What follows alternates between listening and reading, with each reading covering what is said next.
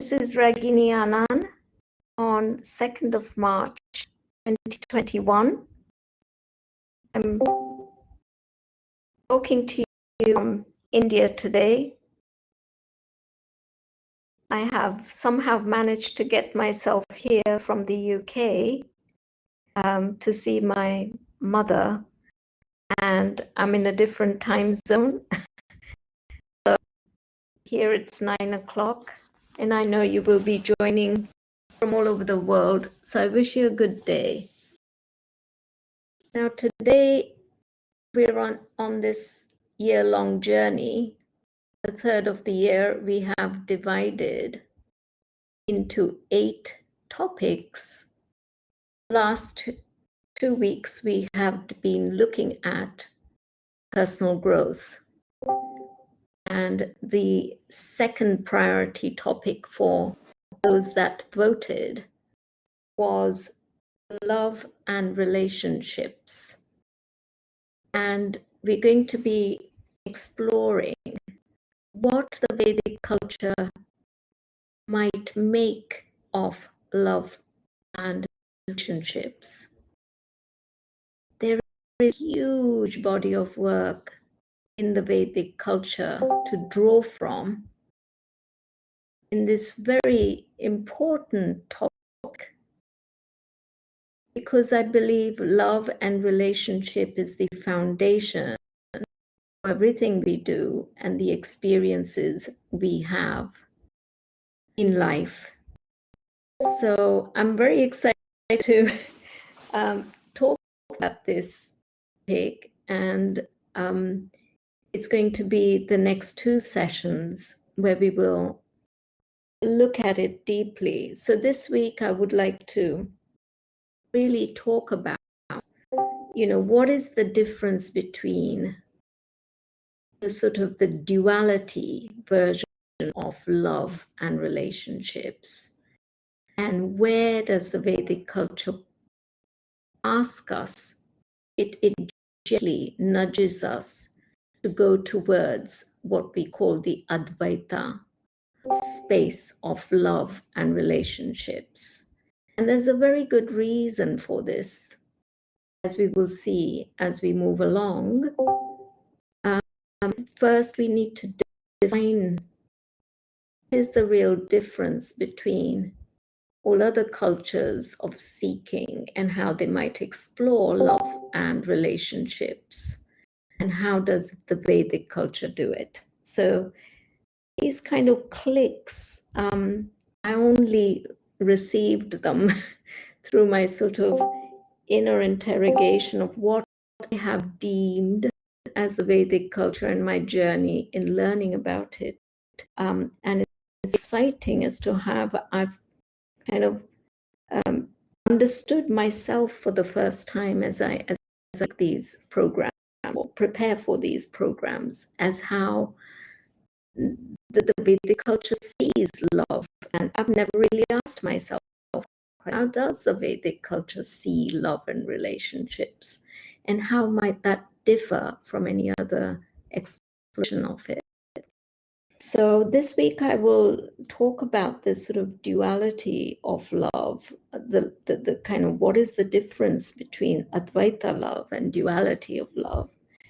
And we're going to also look at the 4 different phases or types of love that we exude, which will give us some clarity as where we are. Again, I like to be able to calibrate my seeking journey as to where I am with various definitions of what love might be.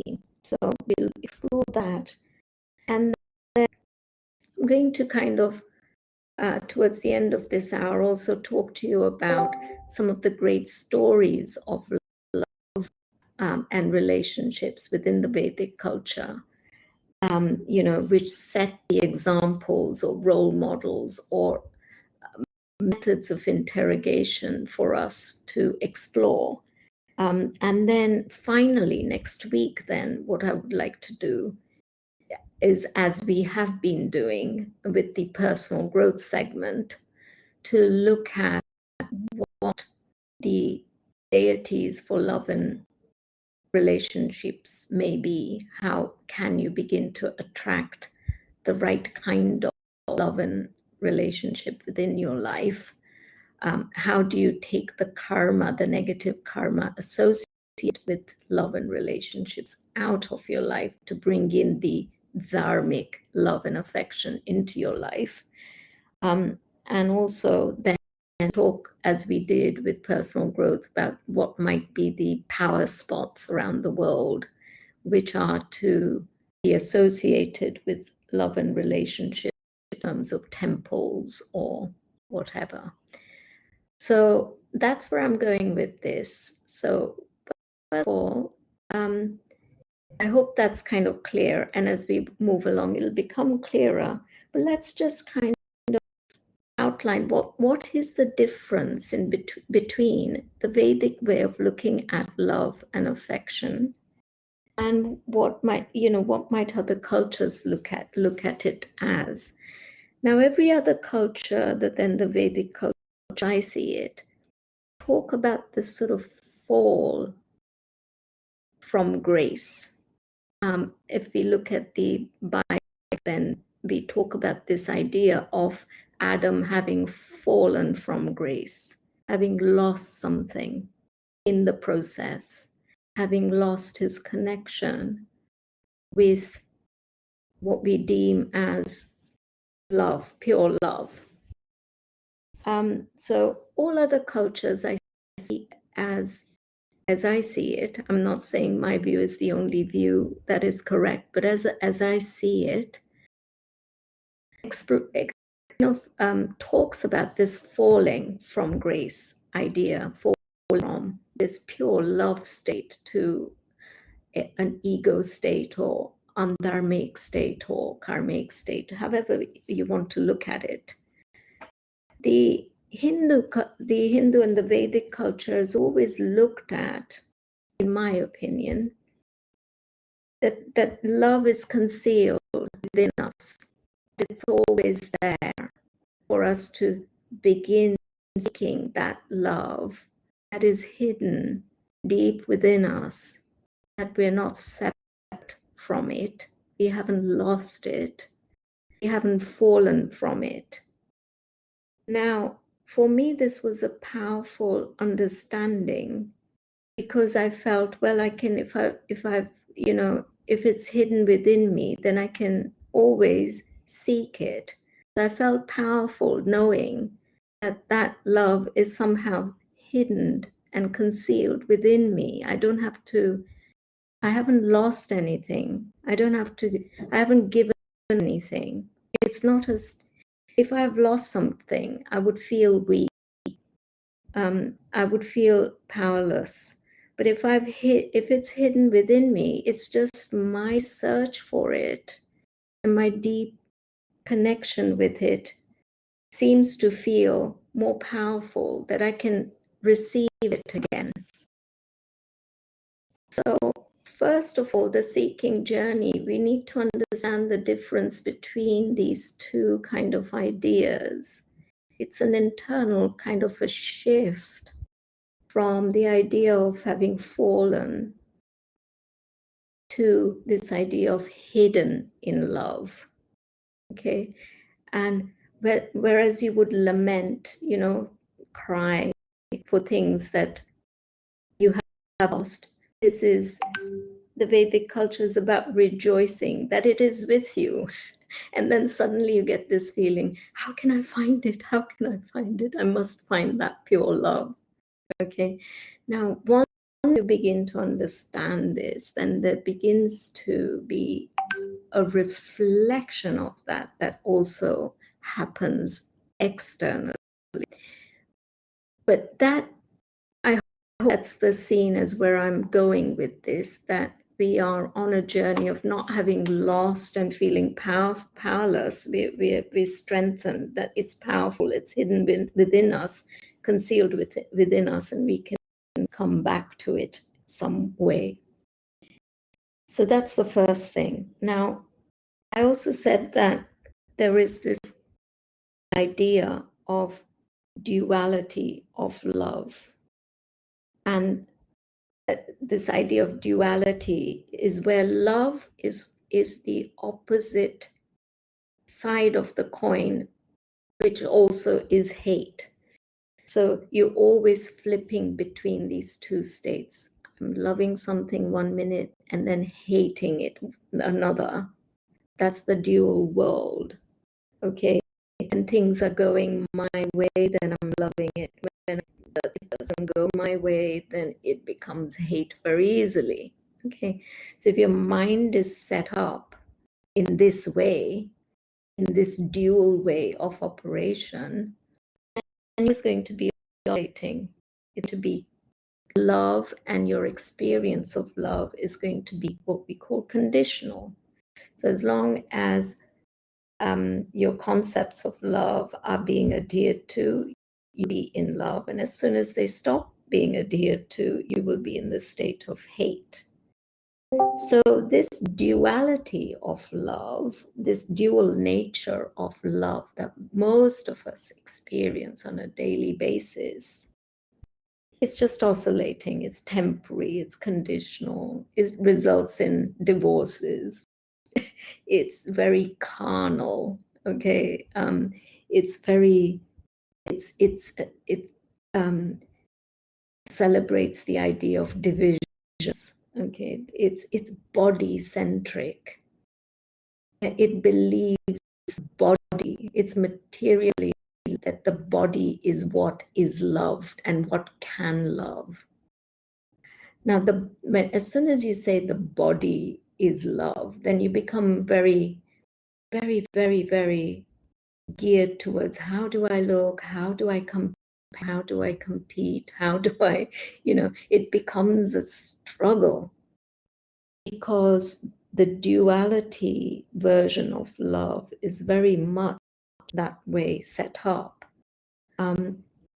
It's body-centric, but the Vedic culture always says that the body cannot love.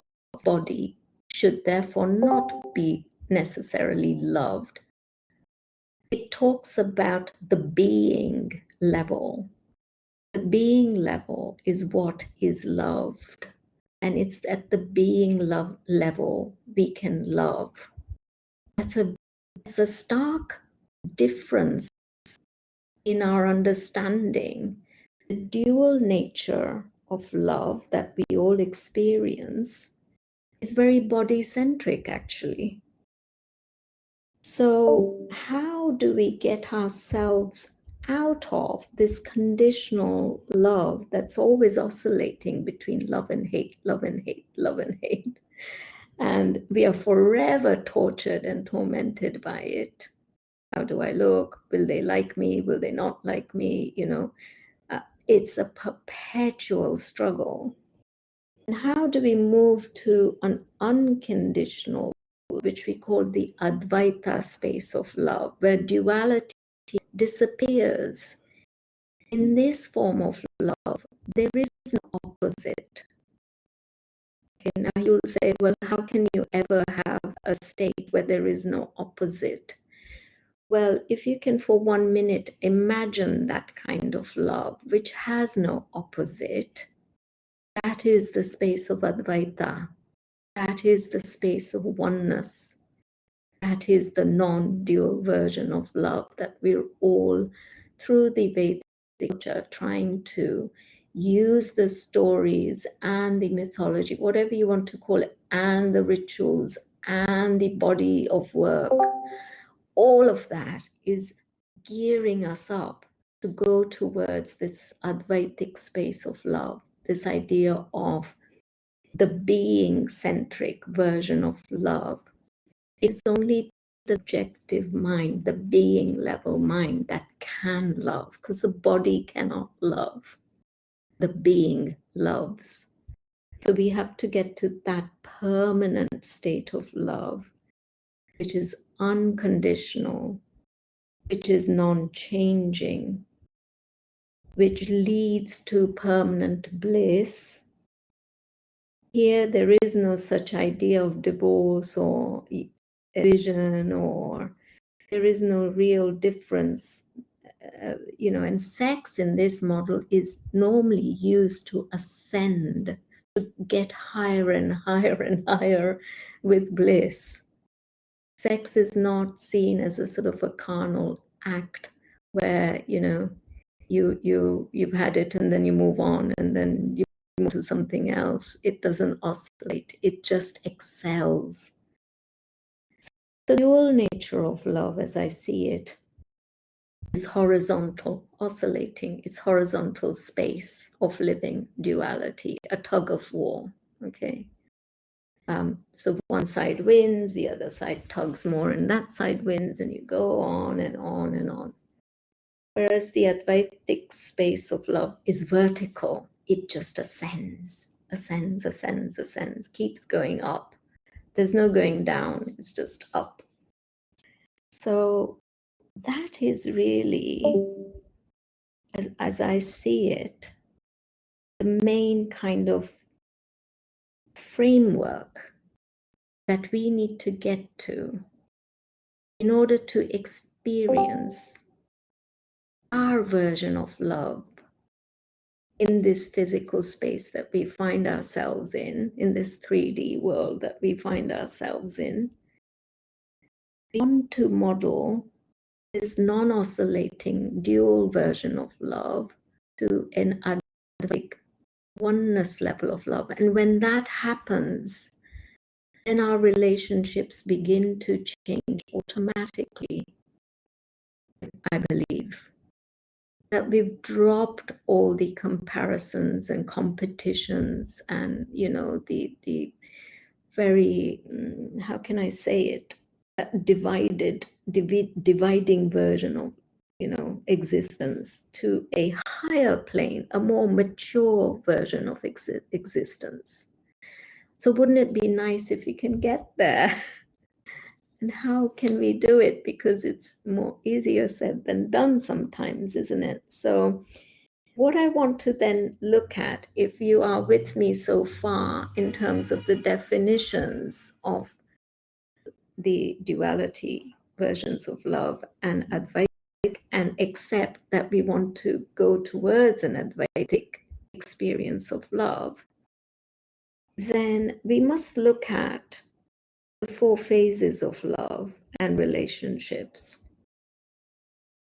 Now, the way I have begun to look at this more recently as I seek, I am in conversation as I seek, as I'm on the spiritual path, as all of you are, I believe, because you're on this program. As you seek, you begin to have a relationship with God, or your version of God, whatever that may be. You are seeking something higher than yourself, higher than your identity. That's, to me, seeking. So we begin to relate this higher identity of ourselves. What is that? The higher identity must be our God self, the best version of ourselves it is that we can imagine. That is our highest idea of ourselves. I call that God. Now, I'm trying to, as I seek, relate to this highest idea of myself called God.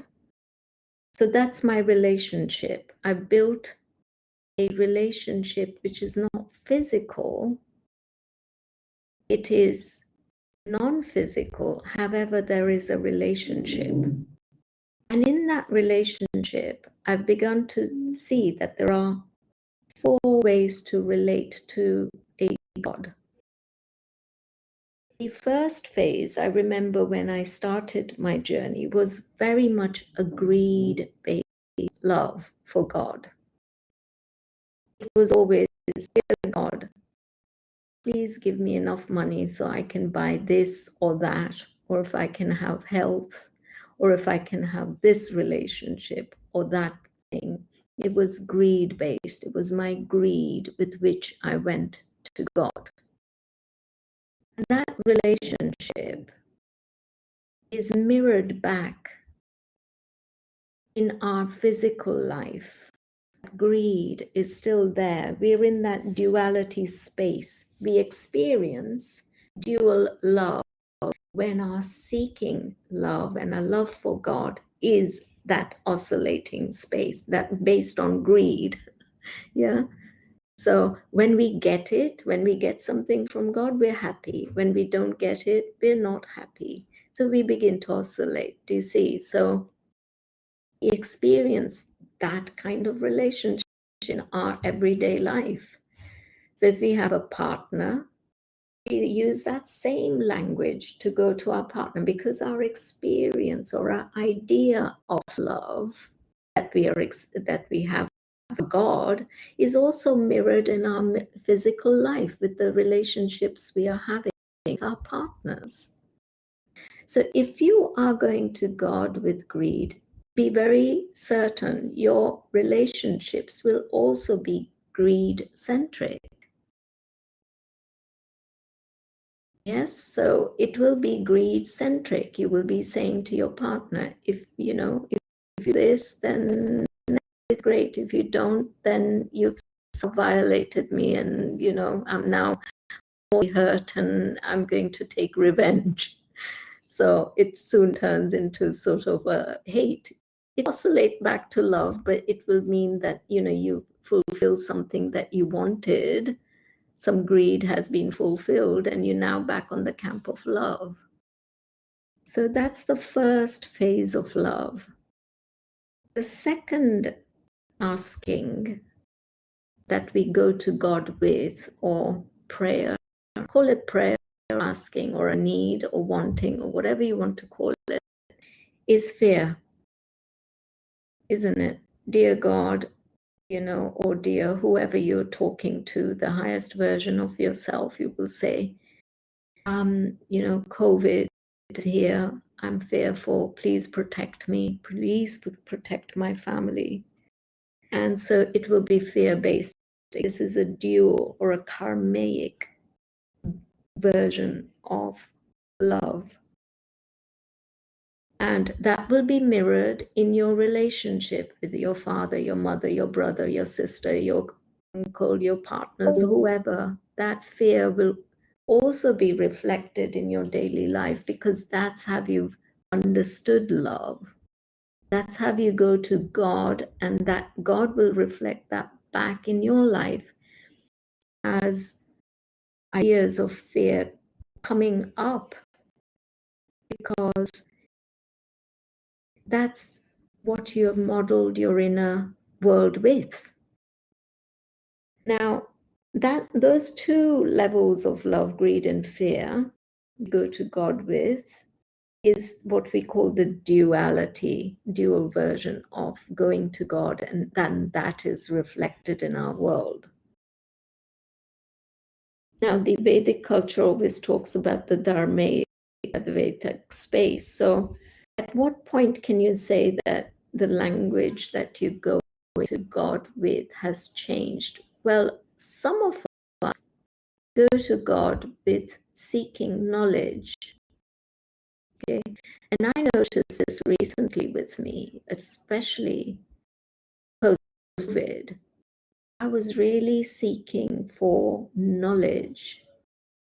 It wasn't greed or fear, but I was saying, my prayer tended to be, dear Lord, please let me understand how I can get out of this or get out of that, or, give me the pointers, give me something I can draw from my inner space, that I can understand this physical problem I'm facing. So we go to God with seeking knowledge. This has now moved us out of the duality. We begin if we do this, if you are doing this, you can begin to feel comfortable that you've climbed that seeking ladder that we spoke of last week, in our personal growth program. So if you're seeking knowledge, feel comfortable that you're now stepping into the non-dual version of love. You're kind of having a different experience. God, and that will be mirrored outwardly. In you'll become more aware. How am I relating with this person? What can I do that is better than what I've been doing to get a different response?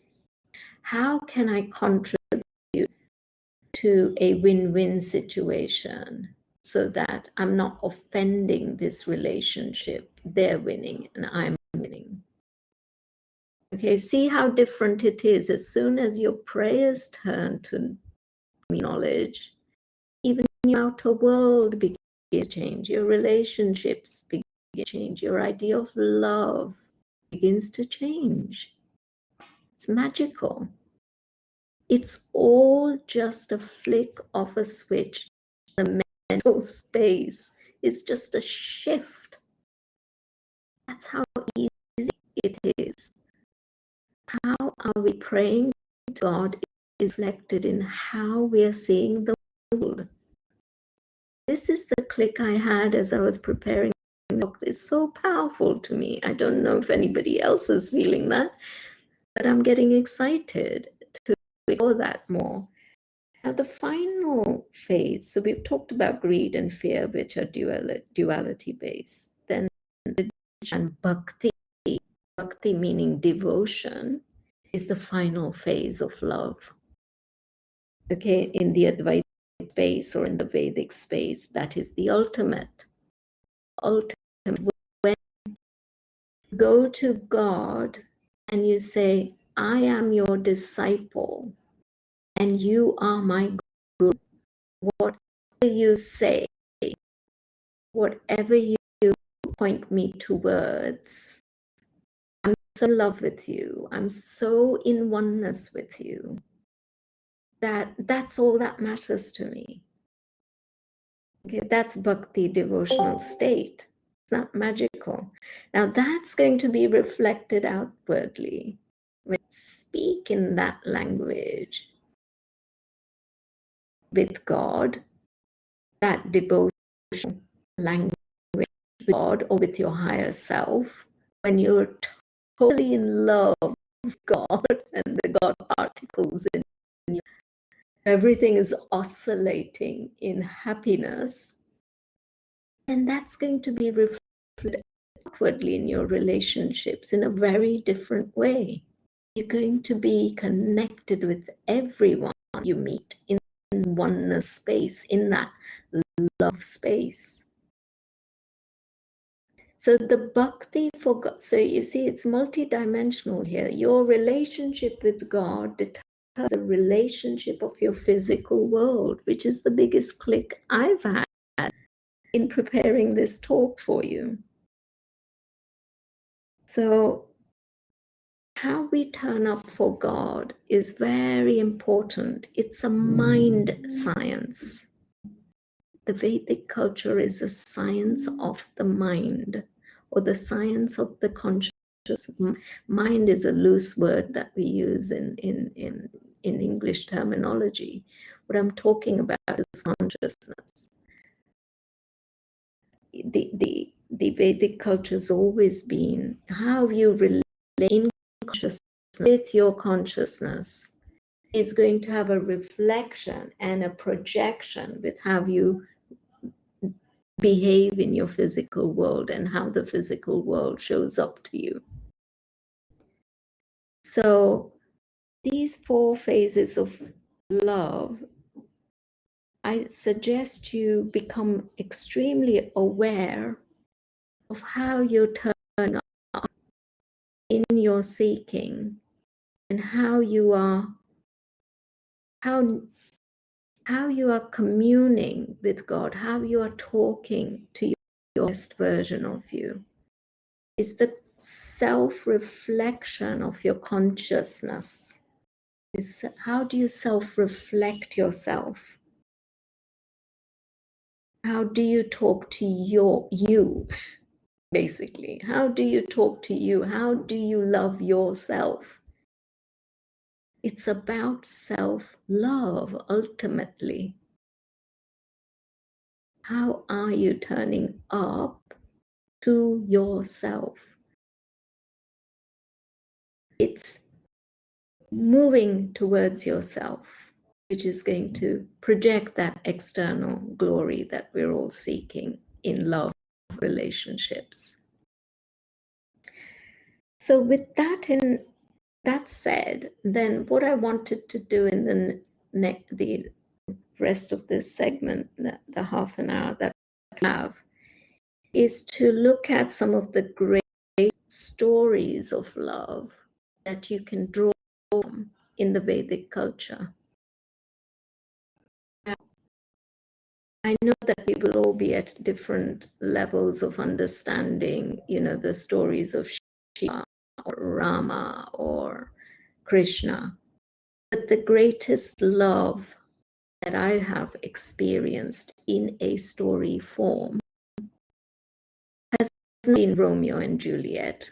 Sadly, for a long while, I thought that was the best love story ever. And I saw the play, I saw the ballet, I saw, loved the music, and I saw it in a film form. And yes, I cried my eyes out at the end. But when I came to the Vedic stories, I realized that there was something far, far, far better than that story that could express love. Now, I'll just name 4. Okay, so you've got Shiva and Parvati, which is the ultimate story, the story of all stories, I would say, the mother of all stories. And we can talk a little bit about that. And then there is the Rama and Sita story. Again, the love is absolutely wonderful to experience because, it's a journey of finding that fallen love and bringing it back where it can never be concealed again. The Rama story. Then there's Krishna and Radha story, which is an incredible story, of the best so far, I would say, because it really demonstrates how one can get to oneness without the physical space, the body. And then you may even go to those are 3, and then there is the Kamdev and Rati story. Kamdev being Eros of the Western world, the Cupid, if you like, and his own story with his wife Rati is a love story of incredible dimension. So you can research these stories, if you want to understand how one gets out of the dual nature of love and moves towards a Advaitic nature of love and experience that beauty of love piecemeal at a time by chewing on these stories one bit at a time. You will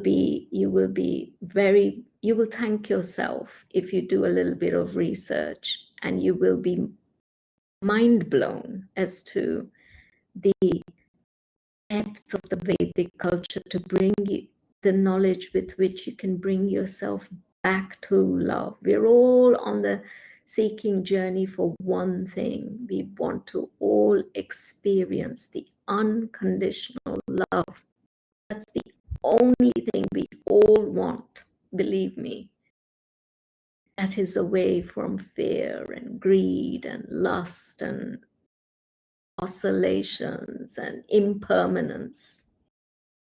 So let's look at the Shiva and Parvati story, okay? Very, very loosely and very quickly. So Shiva is the Lord of the universe in the Vedic culture. He's Mahadev, the God of all gods, the highest being, our highest self, in fact. He's so hidden in us. He's at the most deepest level. Okay, we're all seeking him one way or the other. We just don't know it. So Shiva is embedded in us. Now, there's a story of Parvati which predates Parvati's birth where she eventually marries Shiva. Prior to that, she was Sati. Okay, so in her previous life, Sati was a bit like you and I. She was just an ordinary human being, catapulted in the material world. Her father was a materialist called Prajapati. Okay, he only worshipped Vishnu, who is the Lord of creation, at the cost or at the exclusion of Mahadev. He did not like Mahadev. He did not worship him, did not want to seek the consciousness of the spiritual.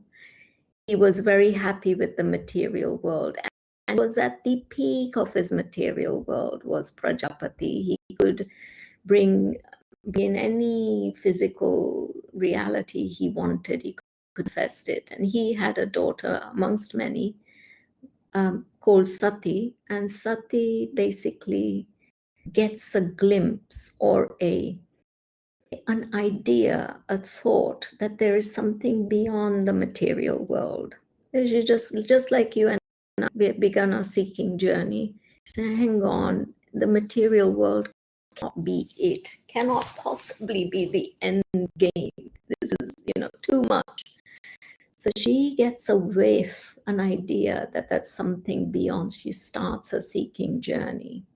To cut a long story short, her father resists her from having a seeking journey because he knows that if she goes that way, she's going to just become an immaterial being and just vanish from his space of control. Cut a long story short, Sati is offended that eventually she gets to marry Mahadev, i.e. she joins with Mahadev, becomes conscious of Shiva and consciousness. She marries him loosely, as you and I can say we are married to Shiva because we are seeking. And she goes to her father and says, please honor my husband, please recognize I'm seeking, and I can see that there is consciousness, that there is something beyond material world. Please recognize him. Please invite him. Please let me talk about him. Many of us might find that our friends are not on the same path, and you can't talk to them about consciousness. And whenever you do, they run out of the room, right? So Dati kept saying, and then eventually there's a big yagna ritual going on to bring more material to the material world. And Mahadev, Sati's husband's not invited by Prajapati, her father. And Sati just is absolutely angry. He goes to the yagna and really becomes a Durga meaning a fierce woman, really asking for answers to her question. How can you ignore something that is so black and white? How can you not invite Mahadev, consciousness, into your life? So, cut a long story short, she dismembers her body by stepping into the yagna, the fire ritual, making that fire ritual ineffective. Once the body enters the fire ritual, is the end. And she is her body, meaning she has lost her body consciousness. She's no longer attached to her physical body in the way that we all are, right? So she really weds, or she really becomes conscious. She steps into that Advaita space. And then she takes a rebirth as Parvati, who becomes the consort of Shiva forever, permanently. Parvati and Shiva are then united in consciousness, and from which the entire world, all of us emerge.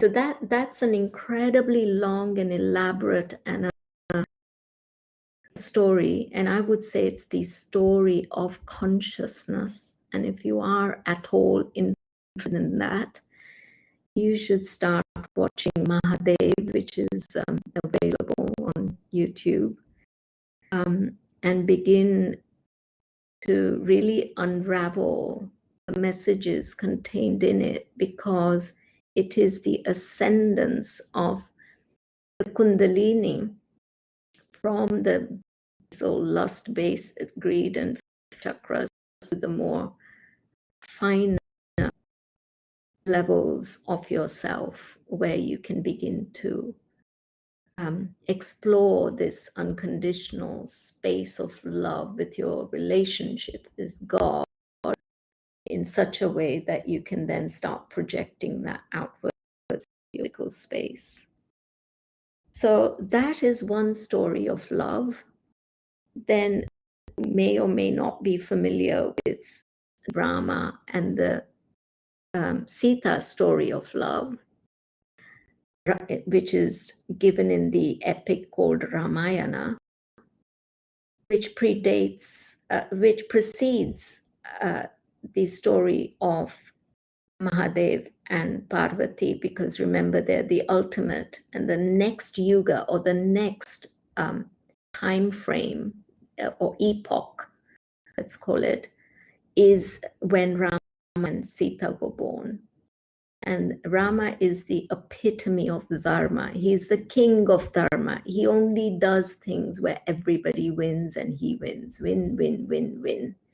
He's the best husband, the best father, the best son, the best everything, best ruler, best king, best subject, best student, you name it. And he loses his wife to Ravana, who is the opposite of Rama, if you like, in the dual world. You call him bad, but he's the opposite side. In the dual world, you must always be opposite. So on one side you have Ram, and the other side you have Ravana. And Sita is taken down to the root chakra, basically, and taken to Lanka and captured there, which is what we are operating from, a locked Kundalini, from our base, where Kundalini hasn't risen at all, where Sita is locked in there by Ravana, and we haven't had our Ram to bring us back up. And that story is all about Ram going back to Sita, and through his act of love, where sex can actually be, and love for a human can actually ascend one to raise the Kundalini and become totally awakened. And that is the story of Rama and Rama and Sita, as I see it.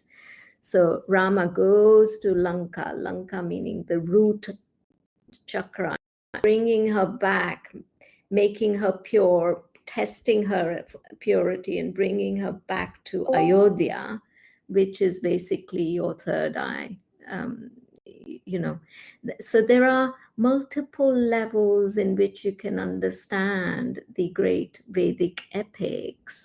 You can look at it as just a simple story and rejoice in it. And when you're young, you can just look at it as Rama as the king, and he has a brother as Lakshman, and Sita as his wife, and they're going,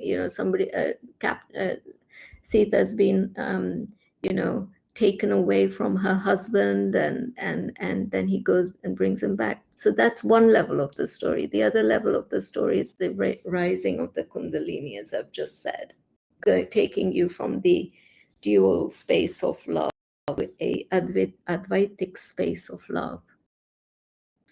And then you cannot forget, if you're talking about love, the next epoch that follows, the Krishna Yuga, the epoch of Krishna, where Mahabharata is fought, which we've explored in the past, and the Gita has been sung. Now, so Mahabharata is one big epic poem, as we said, in which the Gita is embedded, which is the Song of God, which is what Krishna recites to Arjuna, who is unable to fight the war that looms ahead of him. There is another story called the Bhagavatam, in which the story of Krishna is depicted from beginning to end. So from his birth to the death, cradle, if you like. So it's just about Krishna. And Krishna is the most unifying deity in Vedic culture, is the harmonious deity. He is harmony. He is pure love. He is all attractive to every individual, whether it's an enemy or a friend or a foe. He is all attractive. He is living Advaita on the earth plane. From beginning to the end of his story, he is role modeling what it would be like to live Advaita. So his story given in Bhagavatam is such an epic story if you want to really understand Advaita, how moment by moment you can exude love for everybody, for everything, and for that to be reciprocated back. That's that. So if you want any better role model for love, you're not going to find one on the earth plane than Krishna. And his mastery of relating to people is worthy of libraries of books, not just one book, libraries. In fact, you could say, if there is ever stories written about relationships of love, he's already demonstrated those on the earth plane through his, what we call his Leela. His story on the earth plane has already demonstrated every version of love or relationship you can come across, which you can call pure love. So now Krishna has 8 wives. Please don't judge him, but it's the ascendance of your Kundalini energy is what it's really alluding to. So if you look at his relationship, Rukmani, one of his wives, she's a knowledge-based lover of Krishna. She's forever asking him questions. Please, dear Lord, tell me about this, tell me about that. And there are whole sub-books written about the questions that Rukmani asks Krishna, which are so beautiful, and the way Krishna answers them. Okay, so she's knowledge-based when we talked about those 4 phases of love. But the bhakti-based love in Krishna's life, he never marries actually. Her name is Radha. So Radha and Krishna together are the most purest form of love expression on this earth plane, if not the universe. Okay, you cannot come up with a better story of love than Radha and Krishna. And it's such a deep and enduring story it's a difficult story to really grasp unless you have a good master to kind of unpack it for you. If you casually glance at it, you're going to be very unenamored. You're going to be more of a it'll take you more towards becoming ignorant about love than it will bring you to love. Let's put it that way. But this story, Radha and Krishna never ever marry, but they are in oneness, basically asking us to emulate that version of love for God, because she doesn't marry him. She has no physical experience with Krishna. And yet her inner conversation with herself. Herself is Krishna inside the deepest self. Is so profoundly in love. She is in such self-love, but that self-love, when we say self-love, it's ambiguous. If you consider your body as yourself, it's not that self-love because you're loving your body. I'm talking about self-love, meaning understanding that you are at the deepest level, you are Krishna, and loving that version, becoming a devote.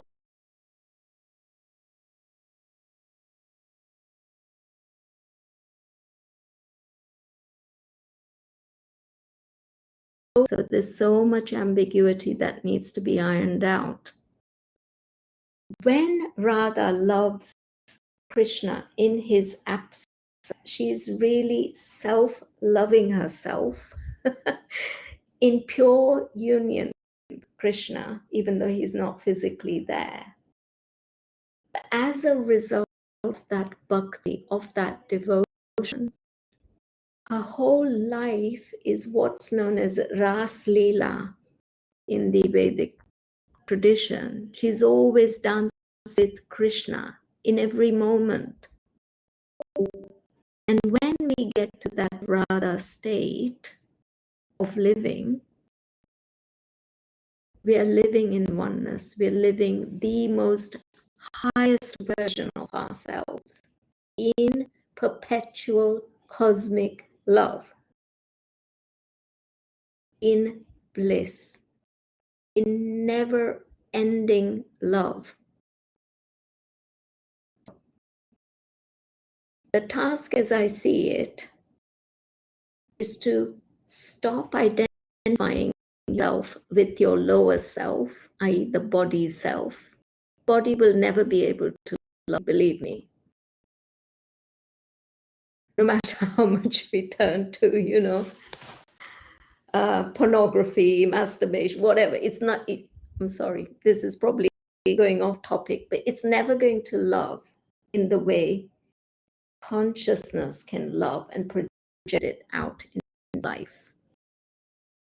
So the end thing that I want to leave you here with is that self-love is the first correction we need to do. It's not the body that we need to love. We need to go deeper into the deeper layers of the self, which is where we find consciousness and Krishna, or Shiva, I have to call him that, or Rama. They're all the same. And unite with that and become devoted to that consciousness, reflecting self, consciousness, reflect self-referral, and love that. And when you love that version of yourself, all your relationships externally and your feeling of love will just completely change. It has to. It has to, because your whole idea of love has changed. It's a simple flick of mind. It's a shift of understanding, shift of perception. Once you understand it, it's really a journey that you can't go back. Once you understand this, you cannot go back. That's the great thing. That's the good news. If you've understood even 5% of what I've said today, then you're on the journey of that eternal love, where the affections of the mind in the Indian classical music called ragas become harmonious. You start exuding all that harmony. Okay, Krishna was said to have married 16,100 wives. Well, Most people hear that and say, oh, what a ridiculous culture the Vedic culture is. But actually, it's so profound because those are the ragas of the musical modes, the modulation that create this harmony. That Krishna. Krishna is the most harmonious being. We call it universe.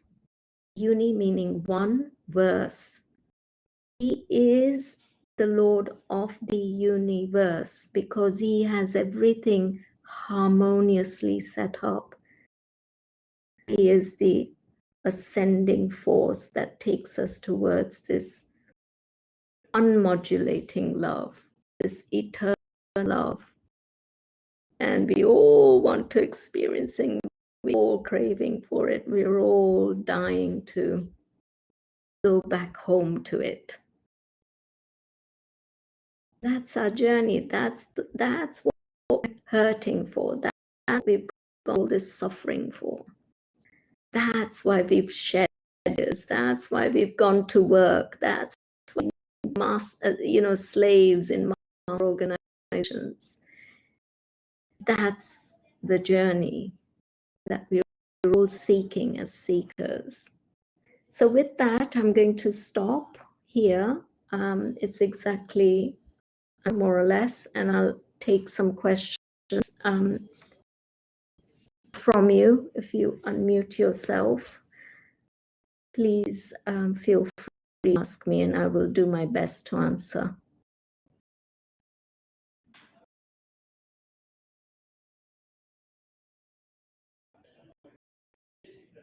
Any questions? Everybody's very quiet today.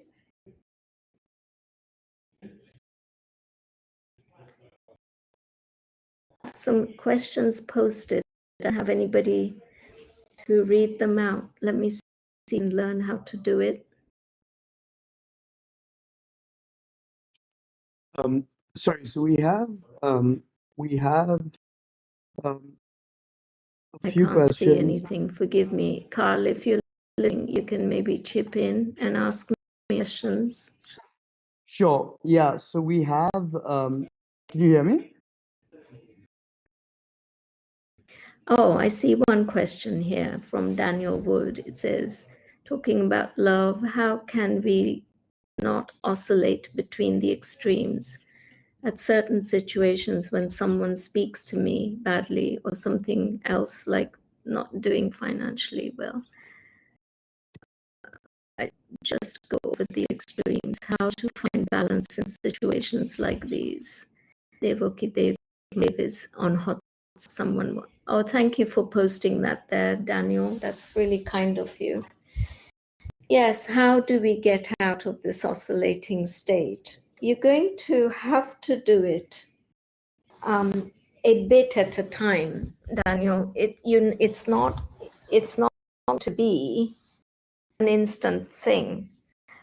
The more you understand the Vedic stories of Shiva and Sati and Parvati and Rama and Krishna, all of those stories will begin to, unravel in you something mysterious in your consciousness, which will slowly correct these extremes, slowly bring you to a balanced state of oscillation of Advaita.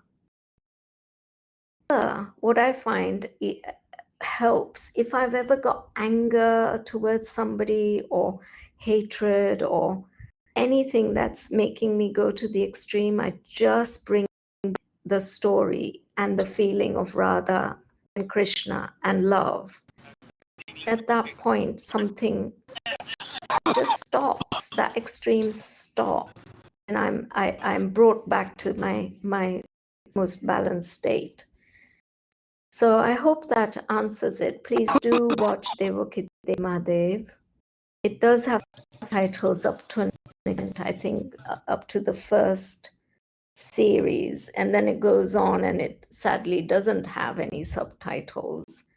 But I watched it anyhow, and I improved my Hindi as a result. So maybe we killed two birds with one stone. Maybe you can start learning Hindi as well, but it is incredible. Absolutely incredible. So I hope that answers your question, Daniel. And I have Parvo Hum. He asks me with some very tough questions. Could you please explain love in form of divine juice nectar? And this is from the Taittiriya Upanishad, part of Yajurveda. Unfortunately, I have not got to all the Upanishads. You're way ahead of me, but I would love to learn from you, and we should have some more sessions with you. But God is juice or ras.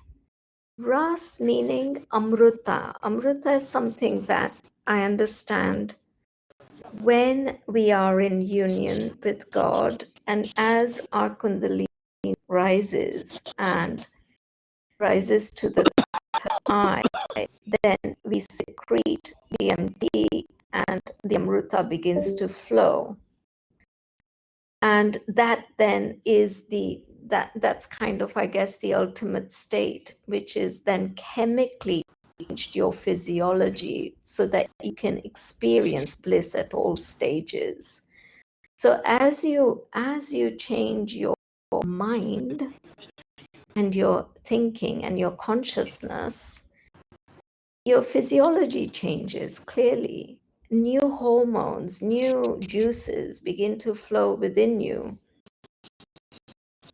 That then creates this ultimate bliss state, the nectar that flows, this divine nectar. That's how I understand it. Maybe you understand it differently. Please do interject and correct me if I'm wrong, but that's how I understand it. And you say, could you please share a lovely statement or a quote to keep with us that keeps us reminding of love?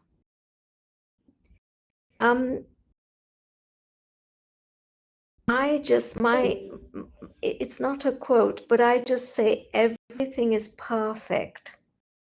To me, that means harmonious. Even when things are going wrong, things are going right. And especially when things are going wrong, things are actually going more right than you think. So this idea that everything is perfection, that you're just not at the place to be able to see it, just keep repeating, everything is perfect, everything is Radha, everything is Krishna. Dear Lord, let me feel the love of Radha and Krishna, where I'm not united with him physically. I can't see him, I can't touch him. But my self-love, my love for him is so intense that it's just exuding out. So, yes, I think, thank you for calling me Ma Ragini, and so I'm sure you are connected to me through my guru in one way or the other. If not, then thank you, Paramashivoham. Your name is interesting, as I said on the first session. And I hope that answers it. Kim Mohit M or Kim Eng is asking me, Eckhart Tolle's partner once, Kim Eng, the partner, once spoke about marrying yourself before seeking outside of yourself or seeking a partner. Beautiful. I've never read that before, but it's saying the same thing, isn't it, Mohit M? It's saying exactly the same thing. Marrying yourself, loving yourself first before you seek love outside. That's so beautiful. So if that has actually meant something to you, then we are speaking the same thing. So what is your view on dropping all conditioning or concepts of expectations of Romeo and Juliet style love that we have been conditioned to believe? You see, the way I express that is that the body cannot love. The being loves. I didn't see in Romeo and Juliet. I didn't get a whiff of the being there. I just got the body, unfortunately. That's where it stopped. And so the love had an abrupt fall. It was it was as I started, it was a loss, a fall, something that has been lost. It's powerlessness, something that cannot be gotten back. But the Vedic culture is that it's hidden, it's inside you, it's powerful. You just self-love yourself as marrying yourself initially. It sounds so weird if you're not in the seeking journey. If somebody's listening to this, they can read it very incorrectly if you're not on the right spot. So that's what I would say. And is there a method of guidance you can offer to get onto the path of unconditional self-love within ourselves rather than seeking it outside? So there is a big loving yourself is dropping all your incorrect ideas of yourself. So keep saying, not the body. I am more than that. There's more to me than the body. It is not me. There's something more. There's something higher. Please guide me. Let me see that. Let me understand it. Let me find it. You keep doing that every day, and you will, begin to, I guess, see it.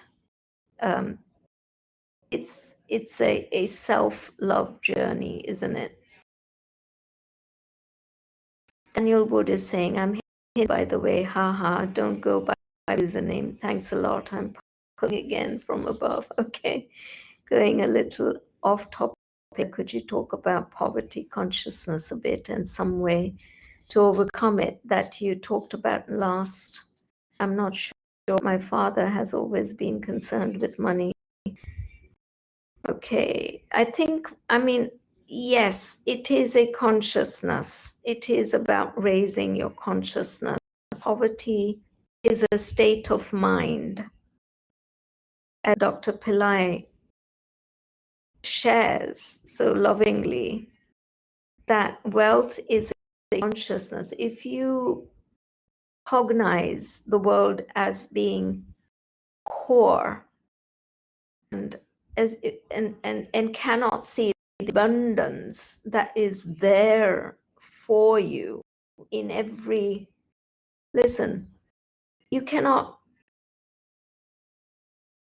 wear jewelry without a neck. You cannot see jewelry with your eyes. If you just focused on the jewelry at your eyes and forget the neck that to wear it, that is poverty consciousness. Sense. But if you can begin to say, thank God I've got a neck that I can wear some gold on, and God I've got eyes so that I can see these beautiful things.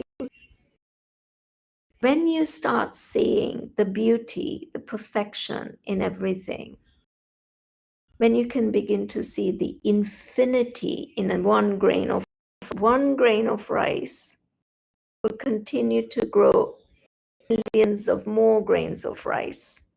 Will they not?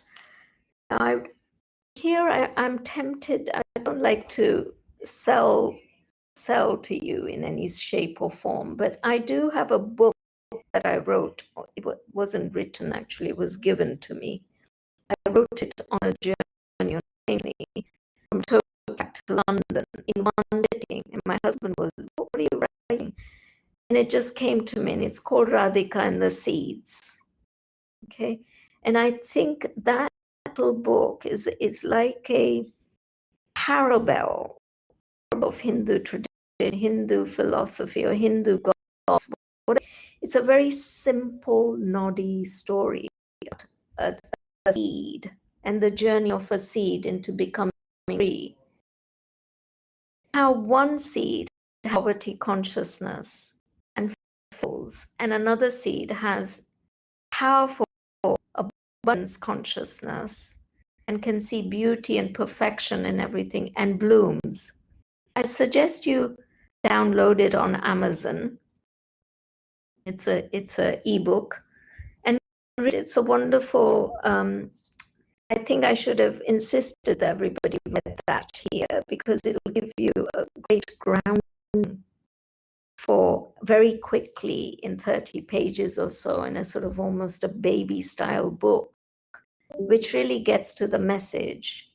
And it's called Radhika, I'll put it here, Radhika and the Seeds by me.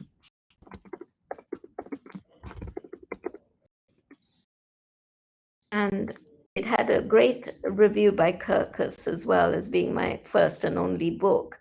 But it was given to me for a reason, and you may want to, download it and read it. It really talks about this poverty consciousness versus abundance consciousness in a nutshell. So I hope that answers that, Daniel. How do we address our temporal needs while we are in the temporal world, relative to how we relate to God while we are leaning to the spectrum of duality of love? Yeah. How do we address our temporal needs? Yes. I'm not saying that it's going to be overnight. Yes, the more you seek, the more you are turned on, switched on by seeking. Seeking has its own intelligence that will bring you what you are seeking, which is the addressing of your temporal needs, and then moving slowly and gently into the duality, in the spectrum of Advaita, as I think you're asking. Keep seeking. Keep speaking to your higher self. Become aware of what you're asking. Are you asking from greed, fear daily? Are you asking God for things out of fear and greed? How can you move what you're asking from fear and greed to something more elaborate? What might that be? Become aware of all of that. Do it daily. So I hope that answers it. Read October 68. If you say that how we need God for it is a reflection of how we see the world, does this mean that by focusing on positivity and abundance of affirmation being offered by God, we reflect a better life? Absolutely. Because your whole way in which you cognize the world begins to change with that self-talk. It's bound to change. And if I said to you, don't think about green elephants, what are you going to do? You're going to think about green elephants, even though I've said don't think about it. That's a small example of how by changing what thoughts you carry within yourself can change your physiology initially. I'm not saying that seeing a green elephant has physically brought that into your space, but it's brought it into your mind, hasn't it? You've seen it in some shape or form. So keep doing that, and more practice, and it will be ingrained in you. Whatever you're thinking will become ingrained in you. And if you begin to love yourself more and more through that devotion for seeking and devotion for your higher self, bound to be reflected in the outer world, because you will see everything as perfection. So, Wild and Peaceful, I recommend reading Rich Dad Poor Dad, surprisingly great book.